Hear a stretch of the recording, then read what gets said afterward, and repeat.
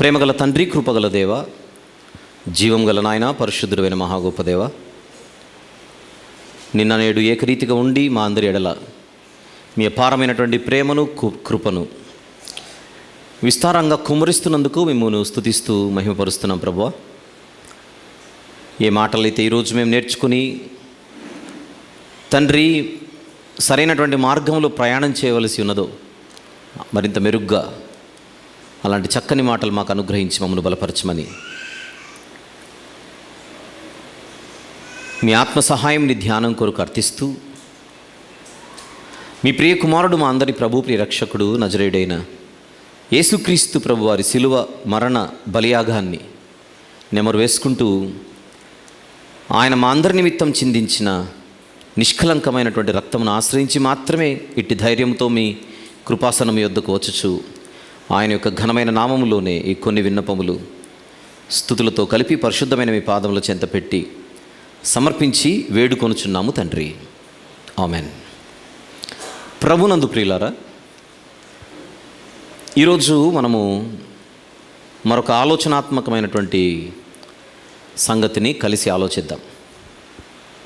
యోహాను సువార్త 17వ అధ్యాయము 17వ వచనంలో ఉన్న మనందరికీ తెలిసిన ఒక మాటను మనము జాగ్రత్తగా చదువుకుందాం. యోహాను సువార్త 17వ అధ్యాయము వచనము కూడా 17. సత్యమందు వారిని ప్రతిష్ఠ చేయుము, నీ వాక్యమే సత్యము. యేసుక్రీస్తు ప్రభు తన వారి విషయం ఎడల తన వారి విషయములో ఆయనకున్నటువంటి ఆలోచన ఏమిటి అని చూస్తే మనందరం కూడా సత్యమందు ప్రతిష్ఠితులు కావాలి, సత్యము వలన ప్రతిష్ఠితులు కావాలి. తిమోతి గారికి వ్రాసిన, లాస్ట్ టైం కూడా చదువుకున్నట్టే ఉన్నాం, మళ్ళీ చదువుదాం. తిమోతి గారికి వ్రాసిన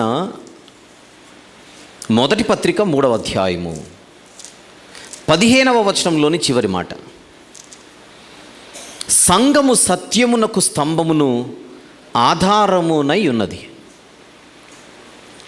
ఈ మాట నేను కొంచెం నొక్కి చెప్పాలని ఇష్టపడుతున్నాను. మనందరము కూడా సత్యమందు ప్రతిష్ఠితులు కావాలి. సంఘము సత్యమందు స్థాపించబడాలి.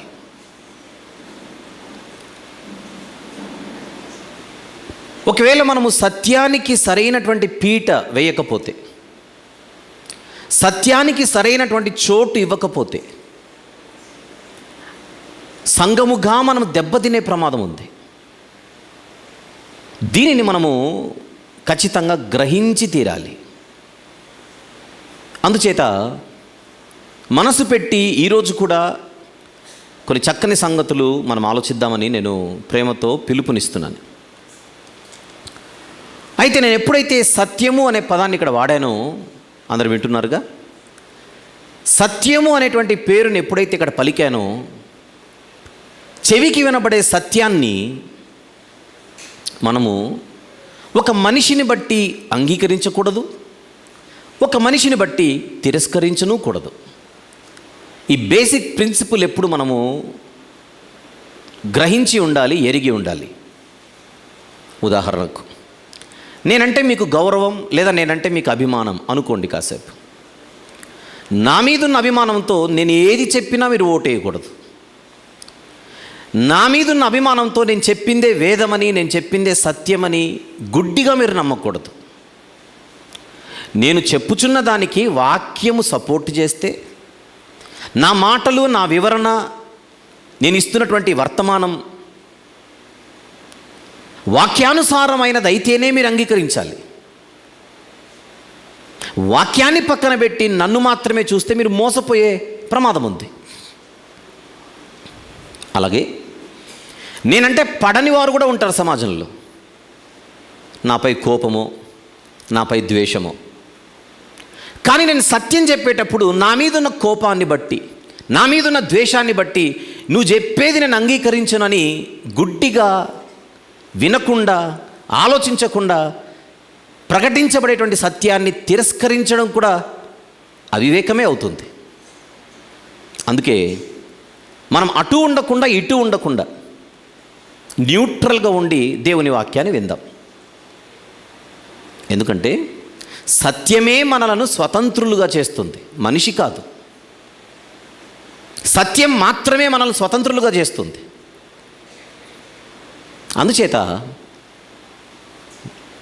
సంస్థల కంటే సత్యాన్ని ప్రేమించాలి, వ్యక్తుల కంటే వాక్యాన్ని ప్రేమించాలి. ఈ ప్రాథమిక సూత్రాన్ని మనం ఎప్పుడు కూడా మనసులో పెట్టుకునే వాక్యాన్ని వినాలి.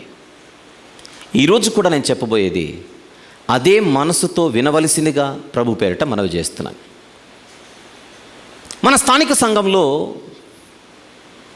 కేవలము ఆత్మీయ సంగతులు మాత్రమే చెబుతూ ముందుకెళ్లకుండా తరచుగా సిద్ధాంతాలను గూర్చి కూడా మీతో నేను మాట్లాడుతూ ఉంటానని మీకు తెలుసు. క్రీస్తు దైవత్వం అనే సిద్ధాంతం గురించి గత సంవత్సరం చాలా విస్తారంగానే నేను మాట్లాడడం జరిగింది మీ ఎదుట. ఈ మధ్య కాలంలో తండ్రి లేడు, పరిశుద్ధాత్ముడు లేడు, యేసు అని ఒక పేరు మాత్రమే ఉంది, నిజానికి తండ్రి లేడు, నిజానికి పరిశుద్ధాత్ముడు లేడు అనేటువంటి ఒక వాక్య విరుద్ధమైనటువంటి సిద్ధాంతాన్ని గురించి కూడా మీ ముందు నేను మాట్లాడి అది ఎలా బైబిల్ వ్యతిరేకమైనదో, అది ఎలా లేఖన వ్యతిరేకమైనదో, విరుద్ధమైనదో మీ ముందు మాట్లాడడం కూడా జరిగింది.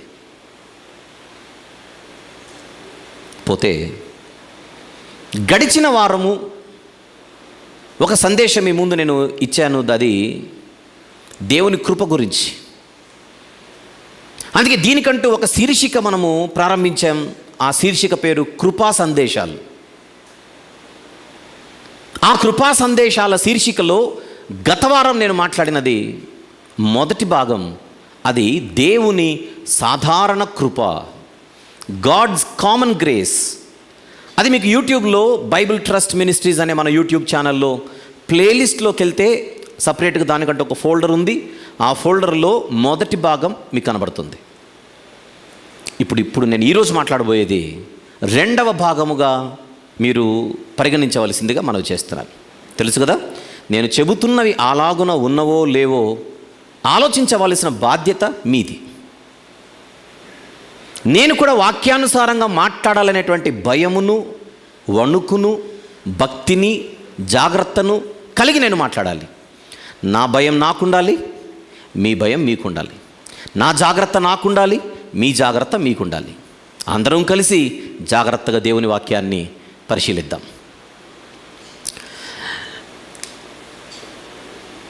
క్రీస్తు సార్వత్రిక సంఘ స్థాపన జరిగిన కొన్ని వందల సంవత్సరాల తర్వాత క్రైస్తవ ప్రపంచంలోనికి ఒక సిద్ధాంతం ప్రవేశించింది. నేటికి సుమారు ఒక 400 సంవత్సరాలు ఏంటుంది అనుకోండి కాసేపు. ఆ సిద్ధాంతం పేరేంటో స్క్రీన్ మీద చూద్దాం. ముందుగా ఇంగ్లీష్లో, ద డాక్ట్రిన్ ఆఫ్ ప్రీడెస్టినేషన్. ఏమిటి సిద్ధాంతం పేరు? The doctrine of predestination. తెలుగులో ఏంటో కూడా చూద్దాం. పూర్వ నిర్ధారణ సిద్ధాంతము. ఏంటి? పూర్వ నిర్ధారణ సిద్ధాంతము.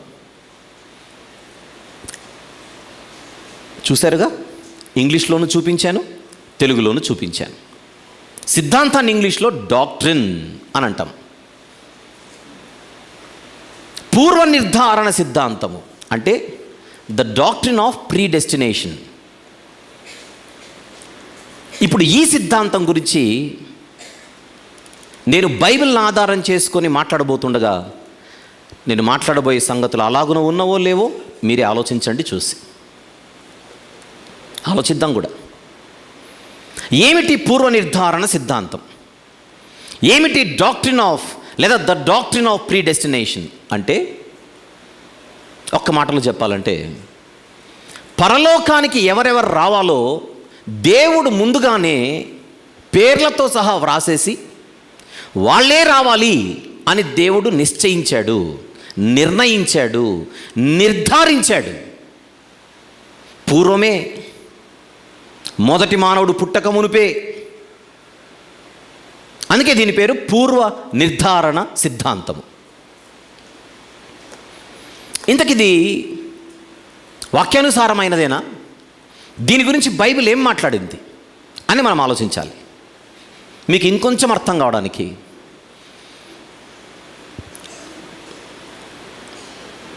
ఒక ఇద్దరు వ్యక్తుల గురించి మీరు ఆలోచిస్తే, ఆ ఇద్దరు వ్యక్తుల్లో ఒక వ్యక్తి మాత్రమే దేవుని చేత ఎన్నుకొనబడిన వాడు అని అనుకుంటే, దేవుని చేత ఏర్పరచబడిన వాడు అని అనుకుంటే, ఆ వ్యక్తి మాత్రమే పరలోకానికి వస్తాడు, కానీ మరొక వ్యక్తి తలకిందులు తపస్సు చేసిన రాడు. ఆ వ్యక్తికి రక్షణ రాదు. ఈ సిద్ధాంతం అనేది ఒక వృక్షం లాంటిది. ఆ వృక్షానికి చాలా కొమ్మలు ఉంటాయి. ఒక్కొక్క కొమ్మ ఒక్కొక్క అవతారంలో ఉంటుంది. అందులో ఒక కొమ్మ అనుకోండి కాసేపు, వీళ్ళేం చెబుతారంటే, పరలోకానికి ఎవరెవరు రావాలో మాత్రమే కాదు, నరకానికి ఎవరెవరు వెళ్ళాలో కూడా దేవుడు ముందే రాసేసాడు. ఈ సిద్ధాంతంలో కనపడే డ్యూయలిజం అంటాం దాన్ని. ఏమంటాం దాన్ని? డ్యూయలిజం. పరలోకానికి ఎవరు రావాలో దేవుడు ముందుగానే రాసేసాడు, నరకానికి ఎవరు వెళ్ళాలో కూడా ముందే రాసేసాడు. అందులోనే కొంతమంది లేదు లేదు లేదు లేదు నరకానికి ఎవరు వెళ్ళాలో దేవుడు రాయలేదు, పరలోకానికి ఎవరు రావాలో మాత్రమే రాసేసాడు అని చెప్పేవాళ్ళు కూడా ఉన్నారు. అవన్నీ కూడా నేను ఫ్యూచర్లో మాట్లాడుతూ వస్తాను, వెందురు కానీ. ఎందుకంటే మనం ఒక్కొక్కటి స్పష్టంగా మాట్లాడుకుంటూ ముందుకెళ్ళాలి కనుక మీకు కొంచెం అవగాహన కలగడం కోసం ఇస్తున్నటువంటి ఒక చిన్నపాటి పరిచయం అనుకోండి.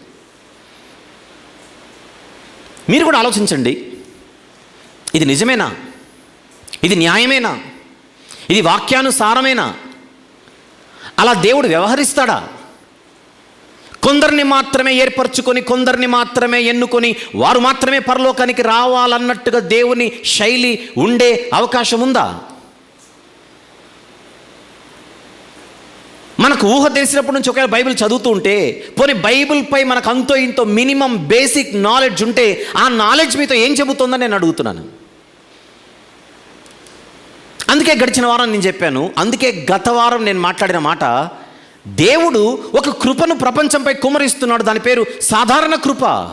నీతిమంతుల మీదను అనీతిమంతుల మీదను, చెడ్డవారి మీదను మంచివారి మీదను, అందరికీ నేలనిచ్చాడు, అందరికీ సూర్యుడిని ఇచ్చాడు, అందరికీ వెలుతురుని ఇస్తున్నాడు, అందరికీ ఆహారాన్ని ఇస్తున్నాడు, అందరికీ వర్షాన్ని కురిపిస్తున్నాడు.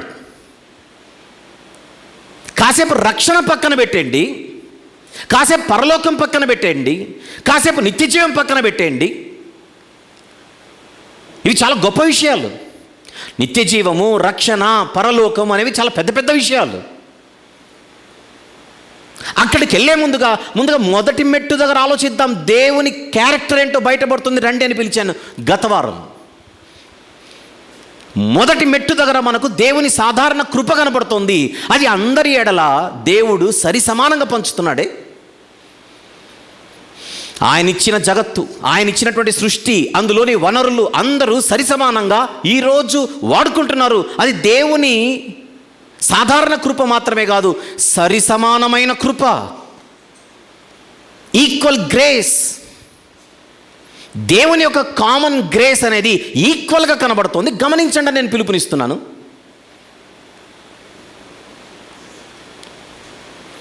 ఇంకేం చెప్పాను? అది మాత్రమే కాదు, గడిచిన వారం నేను 3 విషయాలు చెప్పాను. ఆయన కృప వలన అన్నీ అనుభవిస్తున్నామన్నాను. ఇక 2, ఆయన కృప వలనే మనందరం కూడా జ్ఞానము కలిగి ఉన్నాం. అదేనా చెప్పింది? ఆయన కృప వలనే మనందరికీ నాలెడ్జ్ ఉంది, జ్ఞానం ఉంది. భూజంతువుల కంటే, పక్షుల కంటే, మిగిలిన జీవరాశులన్నిటికంటే మనుషులకు మాత్రమే దేవుడు ఉన్నతమైన జ్ఞానాన్ని ఇచ్చాడు. అది ప్రపంచంలో ఉన్న అందరికీ ఇచ్చాడు. అది కామన్ గ్రేస్, అది ఈక్వల్ గ్రేస్. కామన్ గ్రేస్ అందరు చెప్పండి, ఈక్వల్ గ్రేస్. ఆయన కామన్ గ్రేస్ అనేది ఈక్వల్గా ఉంది.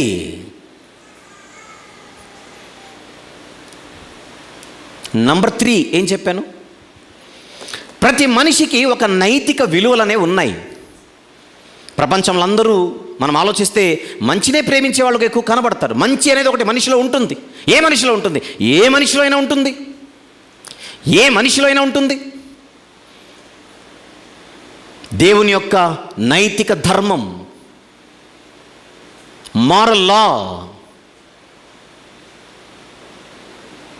మీరు ఒకవేళ వినకపోయి ఉంటే గడిచిన వారం ఆ మెసేజ్ వినండి. అలా వినేటప్పుడు మిమ్మల్ని గమనించమని నేను కోరుతున్నది ఏంటి అని అడిగితే, దేవుని యొక్క కామన్ గ్రేస్లో ఈక్వాలిటీ ఉందా, సమానత్వం ఉందా ఆలోచించండి. ఈరోజు ఒక అడుగు మరొక అడుగు ముందుకేసి ఇంకొక దానికి యాడ్ చేస్తాను. ఆదాము హవ్వలు పాపం చేశారు. పాపం చేసినా దేవుడు వారికి పిల్లల్నిచ్చాడు, కుటుంబాన్ని ఇచ్చాడు. పాపము చేసిన వెంటనే వాళ్ళని చంపేయకుండా వాళ్ళిద్దరికీ ఒక కుటుంబాన్ని ఇచ్చాడు. ఫ్యామిలీ, కుటుంబ వ్యవస్థ. పాపము చేసిన వెంటనే ఇద్దరిని లేపేయకుండా, అదే క్షణాన లేపేయకుండా వారికంటూ భూమి మీద ఒక బతుకునిచ్చాడు, ఒక కుటుంబాన్ని ఇచ్చాడు, పిల్లల్ని ఇచ్చాడు. కాసేపు ఆ ఫ్యామిలీ అనేటువంటి దాన్ని మాత్రమే చూడండి. మీరు ఆలోచిస్తే అది కూడా దేవుని కృపే. అక్కడ మొదలు పెడితే, ఆ ఫస్ట్ ఫ్యామిలీ దగ్గర మొదలు పెడితే ఈ రోజు వరకు ప్రపంచంలో ప్రతి ఒక్కరు కుటుంబాలు కలిగి ఉన్నారంటే అది దేవుని కృపే. మనం మంచోళ్ళమని కాదు, దేవుని కృపను బట్టి కుటుంబాలు కలిగి ఉన్నాం. దేవుని కృపను బట్టి పిల్లలు మనకు పుడుతున్నారు. దేవుని కృపను బట్టి మనకంటూ ఒక చక్కని వ్యవస్థ కనబడుతోంది. మీరు చెప్పండి, అందరికీ గాలినిచ్చే దేవుడు, అందరికీ ఆహారాన్ని ఇచ్చే దేవుడు, అందరికీ నీటినిచ్చే దేవుడు అందరికీ పిల్లల్ని ఇస్తున్నాడు. Yes are no? గాలినిచ్చినప్పుడు మీరు కృప అని, ఆహారాన్ని ఇచ్చినప్పుడు కృప అని, నీటినిచ్చినప్పుడు కృప అని, పిల్లల్ని ఇచ్చినప్పుడు కృప కాదంటే ఎలా? అందుకే పాప పేరు గ్రేసీ అని పెట్టింది. ఆ బిడ్డను చూసినప్పుడంతా దేవుని కృప. ఇక్కడున్న తల్లిదండ్రులందరము కూడా మన పిల్లల్ని చూసేటప్పుడు ఏమనుకోవాలి? దేవుని కృపను బట్టి మాకు పిల్లలు దేవుడిచ్చాడు. అరే, మీరు ఎన్నైనా ఆలోచించండి. ఈ ప్రపంచంలో సరి సమానంగా మనం అనుభవించే ప్రతిదీ కూడా ఆయన యొక్క కామన్ గ్రేస్. ఆ కామన్ గ్రేస్లో ఏం కనపడుతోంది? ఈక్వాలిటీ. నేను ఇంకా లోపలికి వెళ్ళట్లేదు సబ్జెక్ట్లోకి. మీరు ఆలోచించండి.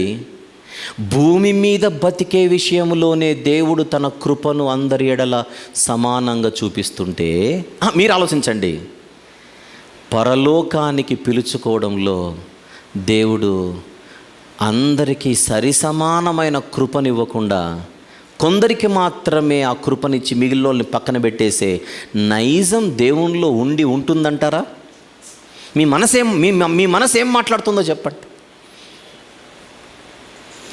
కామన్ గ్రేస్లోనే ఈక్వాలిటీ కనిపెట్టేటప్పుడు సేవింగ్ గ్రేస్లో ఈక్వాలిటీ ఎందుకు ఉండదో మీరు ఆలోచించండి.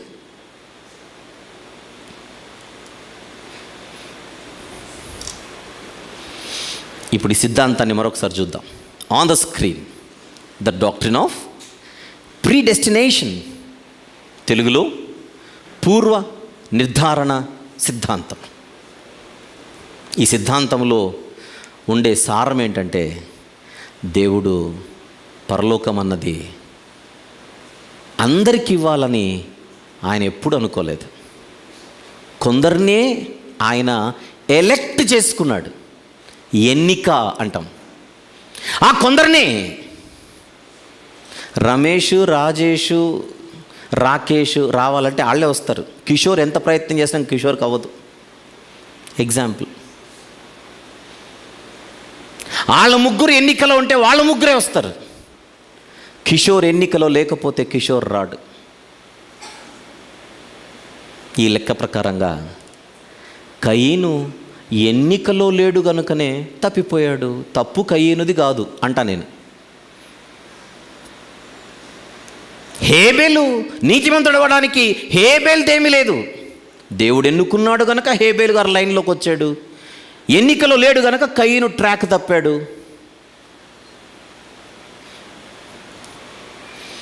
ఇంకొకటి చెప్పనా, వాళ్ళు దీనిని అనేది దేవుని యొక్క ప్రీ ప్రోగ్రామ్ అంటారు. దీన్ని ప్రీ ప్రోగ్రామ్ అంటే ముందే దేవుడు ప్రోగ్రాం రాశాడు, ముందే దేవుడు స్క్రిప్ట్ రాశాడు. ఆ స్క్రిప్టులో, ఆ ప్రోగ్రాంలో ఎవరి పేర్లు ఉన్నాయో వాళ్ళే వస్తారు. వేరే వాళ్ళు రారు. ఇది నిజమా? ఇలా దేవుడు రాయించాడా? అలా ఏమైనా కనపడితే వాటి భావం అదేనా? ఒకవేళ అదే నిజమైతే ఈరోజు ఒక మాట చెబుతా. అదే నిజమైతే ఒక మాట నేను చెబుతున్నాను. మీ ఇంట్లో ఎవరైనా మారకుండా ఉంటే ఈ రోజుకి, ఇక్కడున్న అక్కలు చెల్లెళ్ళందరూ, మీ ఇంట్లో ఎవరైనా పురుషులు మారకపోతే, భర్త కానీ తండ్రి కానీ ఇంకెవరైనా కానీ, వాళ్ళు మారట్లేదని మీరు అస్సలు బాధపడకండి. ఆయన ఎందుకు మారట్లేదంటే ఆయన ప్రోగ్రాంలో లేడంతే. ఆయన ప్రోగ్రాంలో లేడు. మీరు బాధపడతారేంటి? ఆయన రాడు.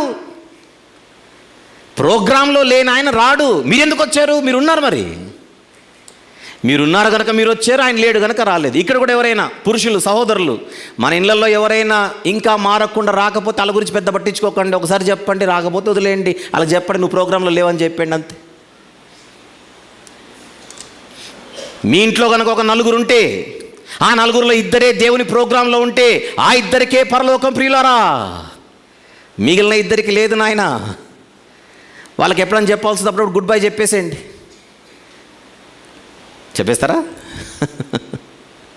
అదా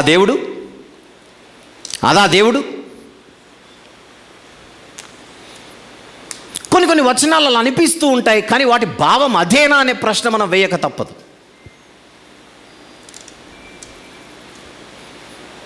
వేద్దాం. ఈ శీర్షికలో చాలా విషయాలు మనం మాట్లాడుకుంటూ ముందుకెళ్తాం. బైబిల్ గ్రంథంలో 2 నిబంధనలు ఉన్నాయి. ఒకటి పాత నిబంధన, 2 క్రొత్త నిబంధన. ఈ రెండిటి గురించి మనము జాగ్రత్తగా ఆలోచించాలి. నోవాహు గారి జలప్రలయం. ఎంతమంది రక్షింపబడ్డారు జలప్రలయం నుండి? 8 మందే. ఎందుకు? ప్రోగ్రాంలో ఆ 8 ఉన్నారు. మరి ఆ 8 మందే ఎందుకు రక్షణ పొందారు? ఆ 8 మంది ఎందుకు ఓడలోకి ఎక్కారు అంటే వెరీ సింపుల్. ఈ సిద్ధాంతం ప్రకారంగా ఆ 8 మందికే రాసి పెట్టింది పైన. మిగిలిన వాళ్ళందరూ జలప్రలయంలో కొట్టుకొని పోవడానికి అది వాళ్ళ తప్పు కాదు. లెక్కలో లేరు, ఏర్పాట్లో లేరు, ఎన్నికలో లేరు, ఇంకా చెప్పాలంటే పూర్వ నిర్ధారణలో లేరు. అందామా? బైబిల్ గ్రంథంలో దేవుడు కొన్ని చోట్ల కొంతమంది వ్యక్తులను ఎన్నుకున్నాడు. ఆ వ్యక్తులను ఎన్నుకోవడంలో ఒక ఉద్దేశం ఉంది. అబ్రహాము గారిని ఎన్నుకోవడం ఒక పర్పస్, ఇస్సాకు గారిని ఎన్నుకోవడం ఒక పర్పస్, యాకోబు గారిని ఎన్నుకోవడం ఒక పర్పస్, సంసోను గారిని ఎన్నుకోవడం ఒక పర్పస్.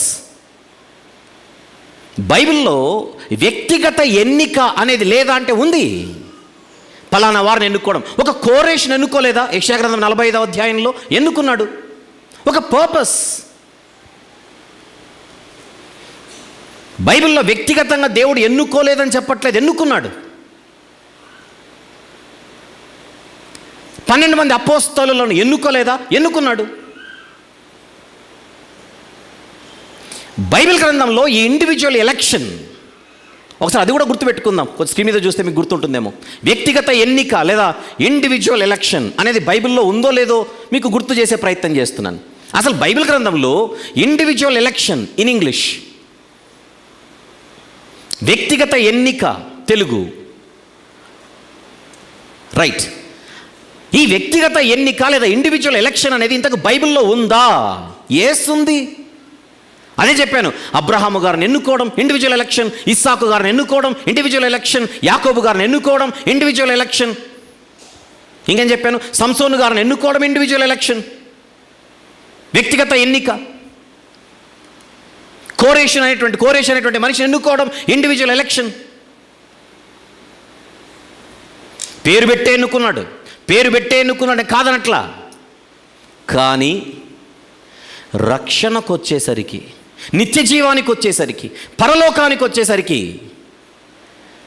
పలానా పేరు కలిగిన వ్యక్తే రావాలని ఇండివిజువల్ ఎలక్షన్ ఏమైనా ఉందా? అది ఆలోచిద్దాం.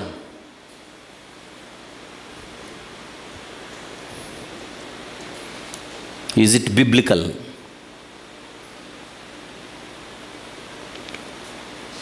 రైట్. అది ఆలోచించడానికి పాత నిబంధనలో దేవుడు ఒక జనాంగాన్ని ఎన్నుకున్నాడు. ఆ జనాంగం పేరు ఇశ్రాయేలీయులు. ఎవరి సంతానం? అబ్రహాము సంతానం, లేదా ఇస్సాకు సంతానం, లేదా యాకోబు సంతానం. రైట్. ఒక జాతిని ఎన్నుకున్నాడు, ఒక జనాంగాన్ని ఎన్నుకున్నాడు. ఎన్నుకుని ఐగుప్తు అనేటువంటి ఒక దాసగృహము నుండి వారిని బయటికి తీసుకొని వచ్చాడు. అదే కదా నిర్గమకాండంలో కనపడే చరిత్ర. జాగ్రత్తగా విందాం. నిర్గమకాండంలో ఈ జాతి ప్రజలను ఆయన బయటికి తీసుకొని వచ్చాడు. ఏ దేశాన్ని ఇవ్వడానికి? ఏ దేశాన్ని ఇవ్వడానికి? కనాను దేశాన్ని ఇవ్వడానికి. రైట్. కనాను దేశాన్ని ఎవరికి ఇవ్వడానికి? ఐగుప్తులో ఉన్న ఇశ్రాయేలీలకు ఇవ్వడానికి. ఆ ఇశ్రాయేలీలు ఎన్ని గోత్రాలు? 12 గోత్రాలు. కనాను దేశాన్ని ఎన్ని గోత్రాల వారికి ఇవ్వాలని దేవుడు ఇష్టపడ్డాడు? 12 గోత్రాలలో ఎన్ని గోత్రాలకు ఇవ్వాలని దేవుడు ఇష్టపడ్డాడు? 2, 3, 5, 7, 10, 12 గోత్రాల వారికా? చెప్పండి. 12 గోత్రాల వారికి కనాను దేశం ఇవ్వాలనుకున్నాడా? ఆ 12 గోత్రాలలో 5, 6 గోత్రాల వారికి మాత్రమేనా? నో, 12 గోత్రాల వారికి.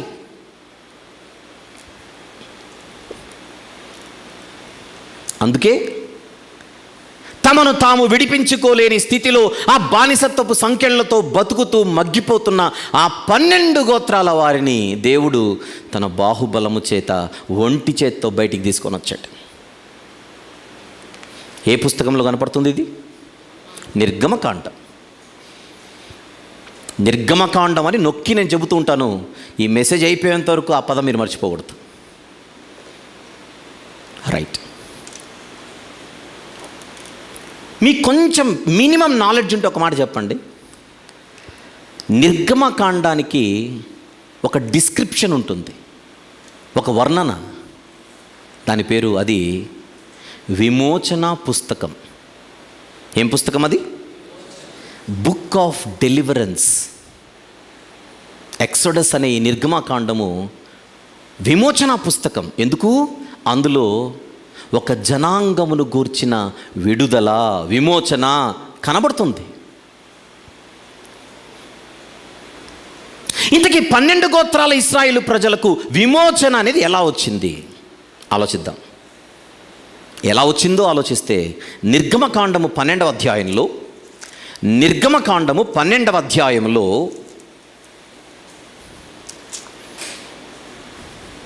12వ వచనం నుండి చదువుకుంటూ కిందికి వద్దాం. 12వ వచనము నుండి. ఆ రాత్రి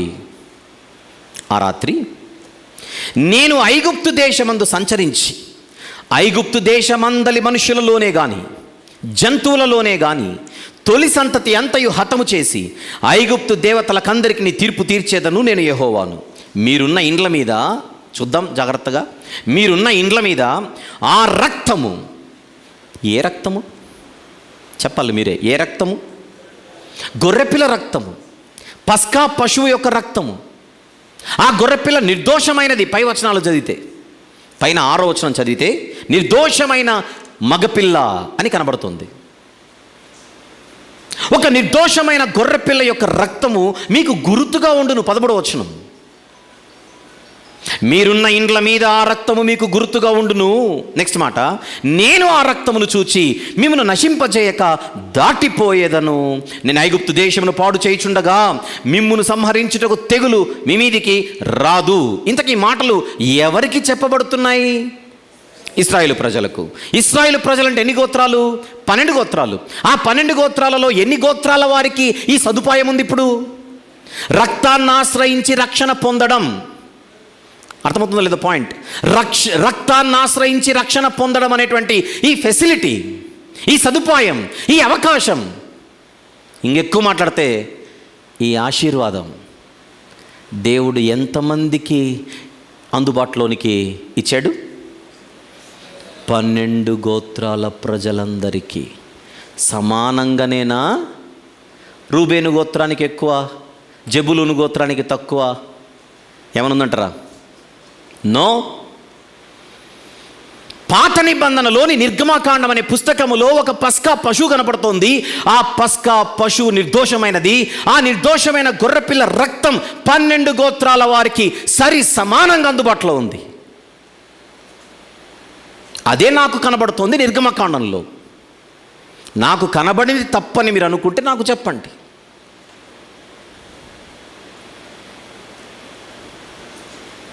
ఆ రక్తాన్ని మీ 12 గోత్రాల వారిలో ఎవరైనా ఆశ్రయించవచ్చు. ఓపెన్.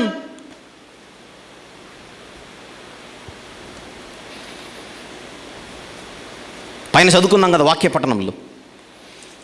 ఏం చదువుకున్నామో చూద్దాం.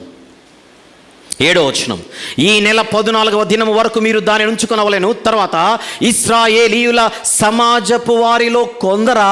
ఇశ్రాయేలీయుల సమాజపు వారందరూనా? అందరూ అండర్లైన్ చేద్దాం. అది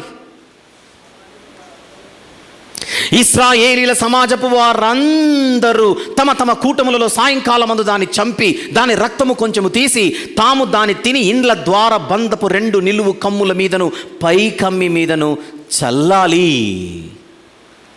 అందరికీ పాత నిబంధనలో రక్షణ ఏర్పాటు, భద్రత ఏర్పాటు అందరికీ. ఎప్పుడైతే ఆ రక్తాన్ని వాళ్ళు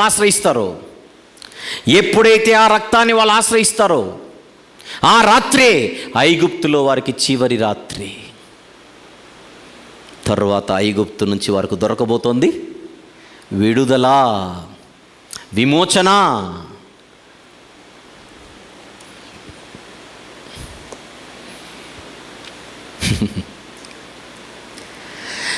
ఈ నిర్గమకాండం అన్నది పాత నిబంధనలోని ఈ నిర్గమకాండము అన్నది, పాత నిబంధనలోని పస్కా పశువు అన్నది, పాత నిబంధనలోని పస్కా పండుగ అన్నది ఏ నిబంధనకు ఛాయనో మీరు చెబితే నేను వినాలి.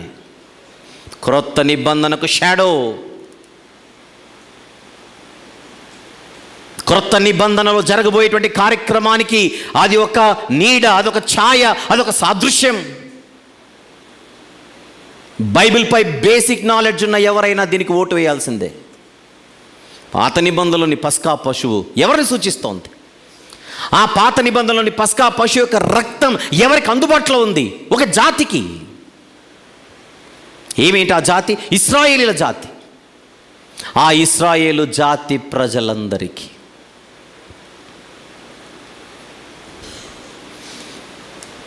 Very good.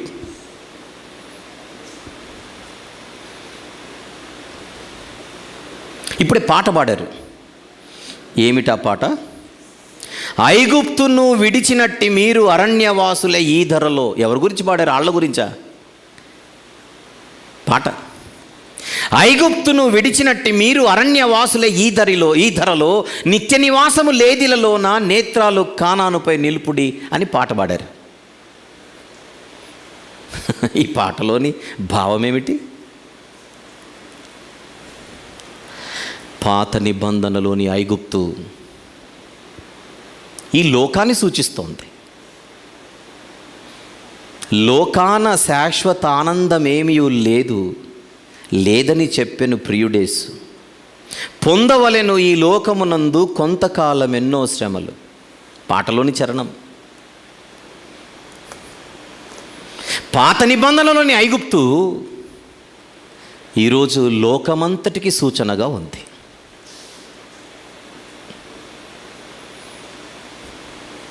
ఈ లోకమే ఒక దాసగృహం. ఈ లోకంలో శాశ్వత ఆనందం లేదు.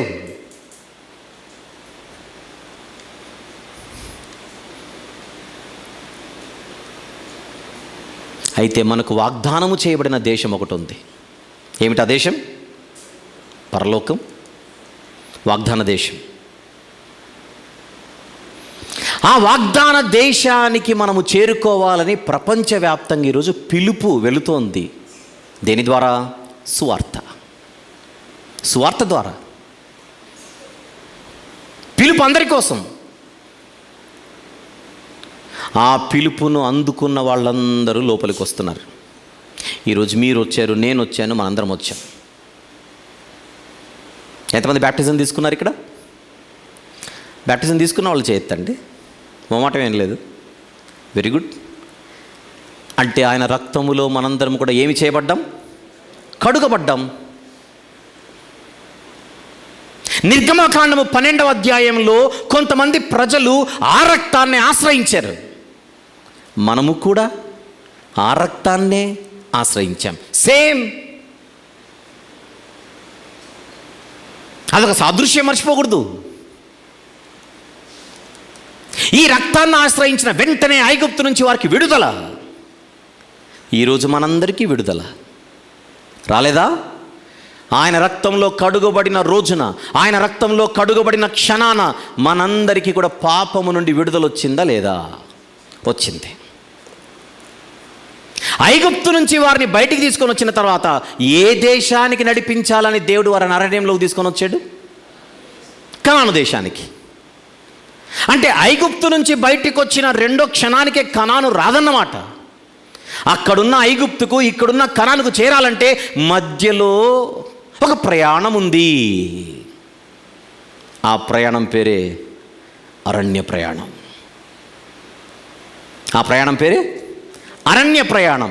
ఈరోజు మనం కూడా బ్యాప్టిజం తీసుకున్న రెండో క్షణానికే పరలోకం రావట్లేదే? వస్తే భలే ఉండేది. అలా లేదు, అలా లేదు.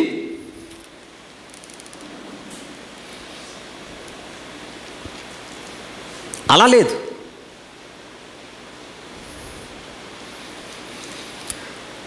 ఐగుప్తు నుంచి కనానుకు చేరేలోగా 40 సంవత్సరాల పాటు వారి ప్రయాణం. నిర్గమకాండములోనే జాగ్రత్తగా చూద్దాం. 12వ అధ్యాయంలో ఉన్నాం. 12వ అధ్యాయం 26వ వచనం ఒక్కసారి చూద్దాం. 26వ వచనం. రేపొద్దున మీరు పస్కా పండుగ చేసేటప్పుడు, రేపొద్దున మీరు పస్కా పండుగను ఆచరించేటప్పుడు, రేపొద్దున మీ కుమారులు మీరు ఆచరించే ఈ ఆచారం ఏమిటని మిమ్మల్ని అడిగినప్పుడు చెప్పాలి. ఏమంటున్నాడు? ఇది యెహోవాకు పస్కా బలి. ఆయన ఐగుప్తీయులను హతము చేయించు మన ఇండ్లను కాచినప్పుడు ఆయన ఐగుప్తులో ఉన్న ఇశ్రాయేలు ఇండ్లను పెట్టెను అనవలెనని చెప్పినప్పుడు ప్రజలు తలలు వంచి ఏం చేశారు? నమస్కారము చేసిరి. దీని వలనే మాకు రక్షణ వచ్చింది, ఈ రక్తము వలననే మాకు రక్షణ వచ్చింది. అది తరతరాలు మీరు చెబుతూ రావాలి. ఈరోజు కూడా ప్రతి ఆదివారం మనం ఒక పరిచర్యలోకి వెళ్తుంటాం, బల్ల పరిచర్య. ప్రభు బల్ల మీద నుంచి రొట్టె, ప్రభు బల్ల మీద నుంచి రక్తం అంటే పానీయం. ఈ రొట్టెను తిని దీనిలోనిది త్రాగునప్పుడెల్లా ప్రభు వచ్చే వరకు ఏం చేయాలి? మనము ఆయన మరణాన్ని ప్రచురం చేయాలి. ఎందుకు తింటున్నారు మీరు, ఎందుకు తాగుతున్నారు మీరు అని అడిగితే, అడగకపోయినా మనం చెప్పాలి నా రక్షణకు కారణం ఇది అని. అలా విందాం జాగ్రత్తగా. ఐగుప్తు నుండి కనాను దేశానికి చేరడానికి ఒక అరణ్య మార్గంలో ఇశ్రాయేలీయులు నడిచారు.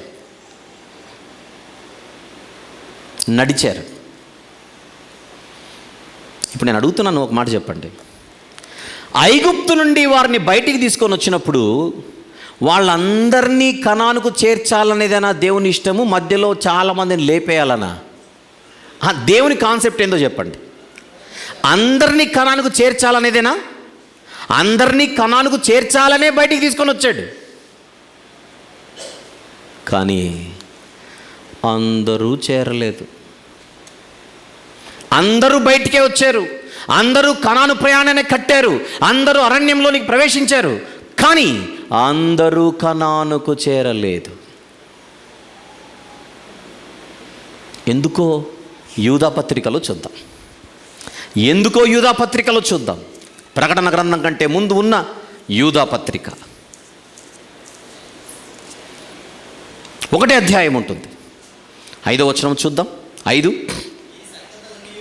ఈ సంగతులన్నీ మీరు ముందటనే ఎరిగి ఉన్నను నేను మీకు జ్ఞాపకము చేయగోరుచున్నదేమనగా, చూడండి జాగ్రత్తగా, ప్రభువు ఐగుప్తులో నుండి ప్రజలను రక్షించినను వారిలో నమ్మకపోయిన వారిని తరువాత నాశనము చేశాను. Note this point your honour అంటున్నాను. ఇక్కడ ఆయన రక్షించడం బాగానే తీసుకొని వచ్చాడు, రక్షణ అందరికీ ఇచ్చాడు, రక్షణ పాత్రను అందరికీ ఇచ్చాడు, రక్షణ వస్త్రాన్ని అందరికీ ఇచ్చాడు, ఐగుప్తు నుంచి అందరికీ సరిసమానంగా విడుదల దయచేశాడు. ఎవరా అందరూ చెప్పాలి? ఎవరా అందరూ? ఎవరెవరైతే ఆ నిర్దోషమైన గొర్రెపిల్ల రక్తాన్ని ఆశ్రయించారో వారందరికీ రక్షణ వచ్చింది. రక్తాన్ని మీ ఇండ్ల ద్వారపు కమ్మీలకు చల్లమని చెప్పినప్పుడు ఎవరైనా చల్లకుండా చూద్దాం ఏమవుతుందో అనుకోని ఎగిరిపోయే వాళ్ళంతే. వాళ్ళు చేసిన మంచి పని ఏంటంటే నమ్మారు, దేవుడు చెప్పిన మాటను నమ్మారు, నమ్మిన తర్వాత రక్తాన్ని ఆశ్రయించారు, ఆశ్రయించి రక్షణ పొందారు, రక్షణ పొంది ప్రయాణం ప్రారంభించారు. ప్రయాణం ప్రారంభించిన తర్వాత మార్గమధ్యంలో ఒక తప్పు చేశారు. ఏమిటా తప్పు? ఏమిటా తప్పు? దేవుని మీద నమ్మకాన్ని పోగొట్టుకున్నారు. దేవుని మీద నమ్మకాన్ని పోగొట్టుకున్నారు. నమ్మకానికి ఉండే ఒక పర్యాయ పదం చెప్తారా? విశ్వాసం. నమ్మకానికి ఉండే మరొక పర్యాయ పదం విశ్వాసం. ఒకప్పుడు నమ్మారు, రక్తాన్ని ఆశ్రయించారు, శబాష్. ఒకప్పుడు విశ్వసించారు, రక్తాన్ని ఆశ్రయించారు, రక్షణ పొందుకున్నారు, వెరీ గుడ్. కానీ దారి మధ్యలో ఆ విశ్వాసాన్ని వారు వదులుకున్నారు. అంటే అప్పుడెప్పుడో విశ్వసించి ఆమెనంటే సరిపోదు, ఆ విశ్వాసాన్ని మనము తుదమట్టుకు అంతము వరకు గట్టిగా చేపట్టాలన్నమాట. అన్నమాటేనా, ఉన్నమాట కూడానా? కొలసి పత్రిక తీద్దాం. 1వ అధ్యాయం, కొలసైలకు వ్రాసిన పత్రిక 1వ అధ్యాయం. అందరూ తీద్దాం.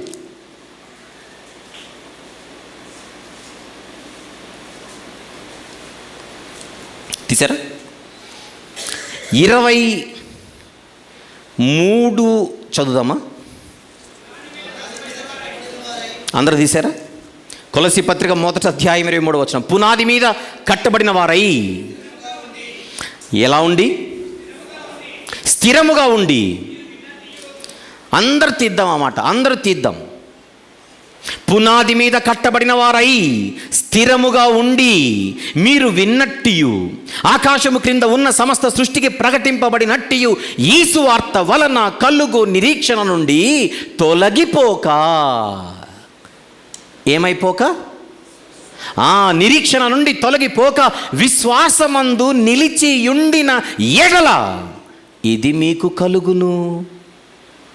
ఏది మీకు కలుగును? ఏది మీకు కలుగును? ఏ బహుమానాన్నైతే, ఏ ఫలితాన్నైతే మీరు ఆశించి ఈ విశ్వాసంలోనికి వచ్చారో, ఈ మార్గంలోనికి వచ్చారో, మీరు కోరుకుంటున్న ఫలితం, మీరు కోరుకుంటున్న బహుమానం మీరు పొందాలి అనంటే ఏం చేయాలి?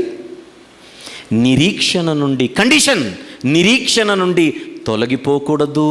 నంబర్ 2, విశ్వాసమందు నిలకడగా ఉండాలి. ఇది ఎవరి బాధ్యత? తొలగిపోకుండా ఉండడం అనేది ఎవరి బాధ్యత? దేవుడు వచ్చి కట్టేయడు. వారు నమ్మలేదు కనుక నాశనం వచ్చింది. వాళ్ళు నాశనం అయిపోవాలనేది దేవుని స్క్రిప్ట్ కాదు. వాళ్ళు నమ్మలేదు కనుక నాశనం అయ్యారు. వాళ్ళు నాశనం అవ్వాలనేది దేవుని యొక్క ప్రోగ్రాం కాదు.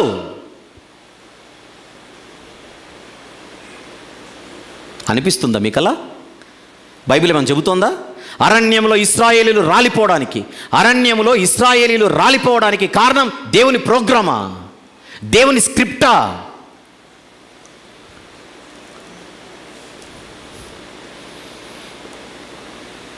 రక్తంలో గడిగిన తర్వాత రక్తాన్ని ఆశ్రయించారు, అయిపోయింది అన్నట్టుగా దేవుడు వెంటనే పరలోకాన్ని ఇవ్వట్లా. ద్వితీయోపదేశకాండం చూద్దాం, ఏం చేస్తున్నాడు ఆయన. ఎందుకు అరణ్యానికి తీసుకొని వెళ్ళాడో చూద్దాం. ఎందుకు అరణ్యానికి తీసుకొని వెళ్ళాడో చూద్దాం. ద్వితీయోపదేశకాండము 8వ అధ్యాయం. ద్వితీయోపదేశకాండము 8వ అధ్యాయము 2వ వచనం చూద్దాం. 2 మరియు నీవు, అందరు తీసారా లేదా? మరియు నీవు ఆయన ఆజ్ఞలను గైకొందువో లేదో నిన్ను శోధించి అంటే మరి ఏదో అపార్థం చేసుకోకండి, పరిశోధించి అని. బైబిల్లో కొన్ని సందర్భాలలో శోధించి అనే పదం పరిశోధించి అనే అర్థంలో వస్తుంటుంది. అపవాది శోధిస్తే టెంప్టేషన్, దేవుడు శోధిస్తే టెస్టింగ్. గుర్తుపెట్టుకోవాలి. శోధన అనే పదం ఎప్పుడైనా అపవాదికి అప్లై అయితే టెంప్టింగ్ అనుకోవాలి. శోధన అనేటువంటి పదం దేవునితో కలిపి వస్తుంటే దేవుడు శోధించడం అంటే టెస్టింగ్, టెంప్టింగ్ కాదు. ఏదేనోనంలో దేవుడు చూపించాడు చెట్టుని, అపవాది చూపించాడు చెట్టుని. ఏదేనోనంలో దేవుడు చూపించాడు పండును, ఏదేనోనంలో సాతాను చూపించాడు పండును. దేవుడు చూపిస్తే టెస్ట్, వాడు చూపిస్తే టెంప్ట్. దేవునిది టెస్టింగ్, వాడిది టెంప్టింగ్. ద్వితీయోపదేశకాండం 8:2 మరియు నీవు ఆయన ఆజ్ఞలను గైకొందువో లేదో నిన్ను శోధించి అంటే టెస్ట్ చేసి నీ హృదయంలో ఉన్నది తెలుసుకొనుటకు నిన్ను అణుచు నిమిత్తమును అరణ్యములో ఈ 40 సంవత్సరములు నీ దేవుడైన యెహోవా నిన్ను నడిపించిన మార్గమంతటిని ఏం చేయాలి? జ్ఞాపకము చేసుకో. Same picture. మనది క్రైస్తవ జీవితం అయితే, ఎక్స్క్యూజ్ మీ, వింటున్నారుగా, మనది క్రైస్తవ జీవితం అయితే క్రైస్తవ జీవితానికి రూట్, ఒక మార్గం, ఒక విధానం, ఒక టైప్ పాత నిబంధనలో కనపడుతుంది. జాగ్రత్తగా మీరు చూస్తే అక్కడ ఐగుప్తు, ఇక్కడ లోకము, అక్కడ పిలుపు, ఇక్కడ పిలుపు, అక్కడ నిర్దోషమైన గొర్రెపిల్ల రక్తం, ఇక్కడ నిర్దోషమైన గొర్రెపిల్ల రక్తం. ఏం మారింది? ఆ రక్తాన్ని ఆశ్రయిస్తే మీకు రక్షణ, అక్కడ ఇప్పుడు కూడా రక్తాన్ని ఆశ్రయిస్తేనే రక్షణ కాదా? ఆ రక్తాన్ని ఆశ్రయించిన వెంటనే అక్కడ విడుదల, ఇక్కడ విడుదల. సేమ్. విడుదల వచ్చిన మరుక్షణానికి వాళ్లకు కణాను రావట్లేదు, విడుదల వచ్చిన మరుక్షణానికి మనకు పరలోకం రావట్లేదు. వేరైన తర్వాత వాగ్దాన దేశానికి వెళ్ళే ముందుగా మధ్యలో ఒక ప్రయాణం కనపడుతోంది. అది అరణ్య ప్రయాణం. ఆ అరణ్య ప్రయాణములో పరీక్ష, విశ్వాస పరీక్ష.